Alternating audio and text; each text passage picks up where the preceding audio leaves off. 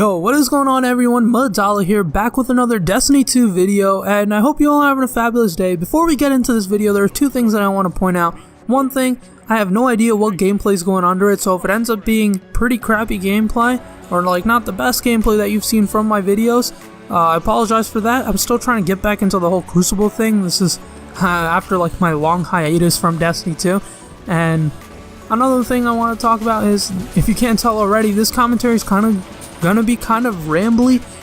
I have a lot of things that I want to talk about, a lot of things I want to get off my chest and, you know, discuss about Destiny 2. I'm going to keep it as positive as possible because that's what I like doing. It's pretty much not really going to be negative, but I will be critical of the game. So what I want to talk about today is the issues that I found with Destiny 2 and pretty much the live team that's taking over, what they're doing, and whether or not it's enough to fix the game and bring back a lot of the players that have left. So, starting off with the issues, and I know people have already made so many videos about the issues that are in Destiny 2, and it might be beating a dead horse, but I feel like I just have to talk about what I found to be major issues with the game and how they can pretty much be fixed by the live team. So starting off with PvE, and people know this is a lack of endgame. There's not much to do after you hit that 265 power level, 270 power level. After that, it's pretty much wait for the weekly resets and then get the powerful gear, and you know, if you want, make your way up to that high, like 290s, maybe 305. At this point I've hit 305 and I'm not really incentivized to play more PvE or Destiny in general. There's nothing really keeping me in the game other than the Crucible, because I enjoy the hell out of the Crucible. But for the PvE aspect, there's really nothing keeping me in other than the Nightfall. The weekly Nightfall mission is like, you know, it's challenging enough to make me want to play Destiny for those couple of hours that it takes to beat the Nightfall, or however long it takes me to beat the Nightfall. Sometimes I'll do it on my first try, sometimes on my third. So it's those incentives in PvE that really don't make me come back. It's not incentivized enough, because what do you end up getting? You'll get a token that you can give to vendors, and then, you know, it's like a slot machine at Las Vegas, and you're at the casino. You know, you just roll the slot machine and hope you get a nice weapon, and you usually end up with like 30 grenade launchers that are completely useless. You probably have the same exact experience as I have, because this whole slot machine thing is not, with like the token business, it's not the best way to carry out your loot-based shooter, Bungie. And other than that, it's like, there's really nothing keeping me in, and you're probably like, well, MADOLLA, there's all those quests that you can do to get those exotic weapons, and it's... see, I'm not even incentivized to do those quests because of the fact that those exotics aren't even that great. They're not even that great of exotics. So I literally just have those contracts in my inventory, and I just haven't really been going after them because I'm not really incentivized to get those exotics, because they're not that great. They're not the best exotics in the game. If they were, I would totally be all up in there just doing all those quests trying to get those exotics if they were one of the best exotics in the game. But they're really not. A lot of the best guns in the game you can get by pretty much not doing much in the game. Other than the Meta Multi-Tool, that was like the one quest that I've probably actually completed in order to get the Meta Multi-Tool, because that's like the best exotic in the game at this point. So there's just not enough incentive to keep me going. Like, there's no point in playing the Prestige Raid, because that's not going to give you anything other than some special shaders. So like, thanks Destiny for that. It's like, I don't really want to play all that stuff and not really get the rewards that I'd expect to get. Like, getting crappy rewards for all that effort is kind of pointless. So that's an issue that I've had with PvE. Now, going into PvP, there's the Crucible. Now, I still play the Crucible. I love the Crucible. Like, Destiny 2's gunplay is one of the best gunplays that I've experienced in a long time, and that says a lot. It's so smooth, it's skill-based, which I absolutely love. You need to have an intense like knowledge about the map. You need to have good movement knowledge. You just have to know how to play the game, and there's a high skill level that Destiny 2 has, and I'm all about that. And that's why I was so addicted to Halo back in the day, because of all the skills, because of that high skill ceiling and that steep skill curve that you need to, like, you know, stay ahead of in order to be a very strong player. And that same thing is in Destiny 2. Bungie did a great job. Like, you guys did an absolutely amazing job building a sandbox that's very esports friendly, and I'm probably going to get a lot of flack for that, but Bungie themselves wanted to make Destiny 2 a lot more of an esports friendly game, and you guys have a sandbox that really fits that. You have custom classes that has a lot of that's simplified. There are 2 attunements for each subclass that you can have, and those attunements have their weaknesses and they have their strengths. So there's certain attunements that counter other attunements and so on. So they did a great job with their sandbox for the Crucible and balancing, for the most part, balancing a lot of things out, which is good. Like, good job, props to them for doing that. But then it comes to the point where you have this beautiful foundation built for the Crucible, but then you're missing very essential stuff like private matches. How are you going to make Destiny 2 a very esports friendly game without private matches, Bungie? And then where's the ranking system? If you wanted to make Destiny 2 a very competitive shooter, you got to implement a ranking system in it. You come from a game, Halo 3, that has one of the best ranking systems in an FPS game. The 1 to 50 ranking system was absolutely amazing in Halo 3. You should be able to implement something like that in Destiny 2, and I would assure you that if you did, a lot more players would come back and, try to get better at the game. It's an incentive. Crucible tokens are not enough of an incentive to play the Crucible for most people. I play because I enjoy the hell out of it, but even sometimes I feel like I'm not really incentivized to play, and I don't see myself playing the Crucible for that many hours in a day. There are a lot more incentives that you can implement into the game, like a ranking system that would bring a lot more people in the game and retain their attention for like a longer period of time, which is absolutely vital for the health of Destiny 2. Implement a ranking system, maybe give rewards for certain people for certain ranks. Let's say if you hit gold, like a rank of gold or whatever, that you'll get a certain weapon, and then the higher the ranks, the better the weapons that you can get, but it won't be like that game breaking of a reward. There are ways that you can pull that off, and it'll be absolutely amazing to incentivize people to get better at the game, which is what you want at the end.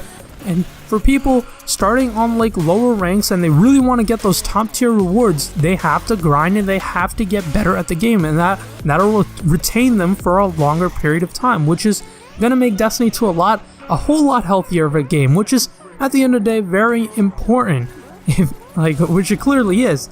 So that's the big thing. You gotta pretty much implement a ranking system. I'd appreciate it if you guys put a ranking system into Crucible 2, into Destiny 2. It's Crucible. It would honestly incentivize me to keep playing more. Like, I'd put way more hours into the Crucible if there was a ranking system. So now, with that being said, we're gonna move on to the next part of this commentary, which is the live team and what they're doing. And if you don't know, Destiny 2 is made by the developer team at Bungie. There's a dev team that has made Destiny 2 all those years, and then they launched it, and then they were monitoring it for the first 2 months, making sure everything's going pretty smoothly, everything's flowing very well, which for the most part it has been, which is good. And then so the dev team is pretty much gonna hand the game over to the live team, and they're like, peace out broskies, we're gonna work on Destiny 3 or whatever the next new project is for Bungie. Which I'm pretty sure it is Destiny 3, but the live team is what's handling the game now. So the live team is a whole new different team. They've been monitoring what's been going on in the issues, and the one thing that I'm super happy about, and I'm very proud of Bungie for doing this, is listening to what the players have to say about the game. The live team has been listening. They've been paying attention. And that's pretty rare these days. It's really rare these days that you see a company actually communicate with their fan base and cater to their feedback and help their struggles with the game. People are talking about how the meta is overpowered. They've heard that. People are talking about the lack of endgame in PvE. They heard that. The lack of incentives to keep going. They've heard that. The token system when the Iron Banner dude came, and he was just another casino slot machine at Las Vegas with tokens. They've heard that, and they decided that it's better to make him more incentivize him a different way, and make him worth your time to play the Iron Banner. The same thing with Trials. They found out that people didn't like the fact that going flawless in Trials didn't mean anything anymore. other than like I actually don't know what the reward is for going flawless. That's because people don't really care about it anymore because it's not worth your time trying to go flawless, and they've heard that. They've heard that they should incentivize a lot more things a different way, not just give you a bunch of tokens to throw into a slot machine. Like that's pretty important. And with the whole grindy loot-based shooter thing, it's not very grindy when all you get is a token and then you randomly get a super powerful weapon or like 30 grenade launchers. So they've heard that, and the live team has come up with many ideas to, change it up. They've decided that they want to incentivize trials, and they want to incentivize the Iron Banner when that comes back. And then they also decided to implement a type of season setup for Destiny. There are going to be different seasons. There are going to be multiple seasons throughout the year, and then each season is going to have its own set of emotes, own set of shaders, own set of armor sets, and so on. So like it's going to change. And when grindy people find out that there's different stuff in Destiny, they're definitely going to come back and be incentivized to play some more Destiny, which is absolutely good for the health, which is like great for the health of the game. That's like absolutely important to keep the game going for a longer period of time. When people find out that there's stuff in the game that they don't have, they are definitely going to come back and grind for it. So that's good for them. And then they've come up with those ideas, but going into that, they've come up with many ideas. I'm pretty sure you can go online and figure out everything that they've stated that they're trying to change in Destiny, including like the various weapon patches, weapon balancing, and all of that, and so on. The big issue is it enough to fix Destiny? And my answer to that is pretty much, I'm very hopeful. I think they'll do a good job with it. I think it's enough to fix Destiny 2's issues. The main issue with Destiny 2 is the lack of endgame content and the fact that it's not incentivizing players to keep playing for a longer period of time. And what the live team has addressed are many things that will retain a player's attention for a longer period of time, and therefore that's pretty much increasing the endgame content. And then obviously the next expansion pack is coming out soon, so that's going to add a lot more incentive for players to come back and keep playing, which is again great for the health of the game and for like the longevity of the game. So as long as the live team can come up with ways to make people keep coming back and playing Destiny for a longer period of time and making Destiny 2 a longer living game, it's going to be a lot better for them. And so, but like with the things that they've stated online, and I'm pretty sure if you go online and search anywhere, you'll find what the live team has stated and the changes they're going to be making. I'm pretty hopeful. They have a lot of things that they've talked about, a lot of changes that they've decided, and a lot of those changes look like multiple steps forward in the right direction, which is absolutely good. So, to pretty much conclude everything, I've been rambling on for quite a bit. I am very hopeful. Props to Bungie for actually listening to us. Props to the live team for actually listening to us, because it is very rare these days that a game developer actually listens to the players' feedback and, acts upon the players' feedback and actually changes the game. It seems like a very simple thing to have, but I don't know why so many game developers actually like screw that up these days. It's a pretty simple thing to keep. So props to the live team for actually, following through with that and making changes and talking to the fan base and, keeping us entertained is their like number one priority at this point. So the fact that they care enough to make us entertained and make us like invested in the game, it's good. I'm very hopeful for the game. I think that they're going to do a great job with fixing it.